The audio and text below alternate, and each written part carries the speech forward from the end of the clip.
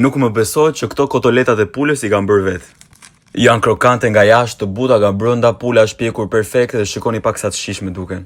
Më besoni që është një recetë që nuk duhet ta humbisni dhe duhet ta mësoni ta bëni dhe ju. Pasi ta keni parë videon deri në fund, do e mësoni dhe juve se si ti përgatisni këto kotoletat e pulës vetë në shtëpitë tuaja. Sonte është dhe finalja e Big Brother VIP. Kush mendoni se e fiton? Shkruani në komente emrin e konkurrentit që mendoni se do fitoj sonte Big Brother. Do t'i lexoj gjitha komentet. Përpara se të vazhdojmë me recetën, doja t'ju rikujtoja që shumë për ju që i shikoni videot e mia, i bëni like, i komentoni, por nuk më keni akoma follow, pse nuk e shtypni butonin follow, ju lutem. Ajo çfarë na duhet janë 2 kokra vezë, një pjatë me miell edhe një pjatë me thërrime buke.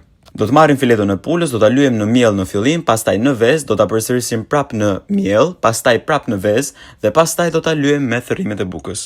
Dhe kotoletën e parë e kemi gati, kështu do të vazhdojmë me të gjitha filetot e pulës derisa të mbarojmë. Apo sa harrova te mielli kam hedhur dhe krip dhe e kam përzier, domethënë kripa është te mielli.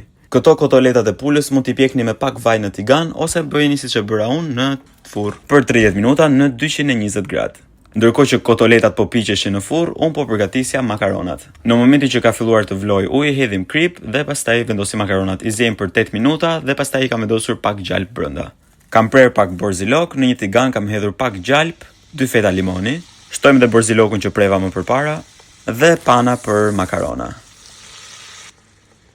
E rregullojmë me krip dhe piper dhe shtojmë pastat brenda në salcë. Pak djath parmigiano dhe pastat i kemi gati. Ndërkohë kotoletat e pulës janë bërë, i heqim nga furra dhe i presim.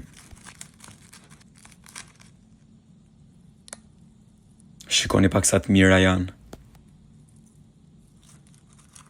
Ruajeni këtë recetë që ta përgatisni kur të keni kohë në kuzhinë, sepse është një recetë që do ju pëlqejë vërtet shumë. Për mua ishte hera parë që përgatisja kotoleta pule dhe them se kam bërë një punë të shkëlqyer. Kjo ishte dhe videoja për sot, uroj t'ju ketë pëlqyer, mos harroni të bëni like, lini një koment dhe shtypni butonin follow për video të tjera. Faleminderit shumë, ciao.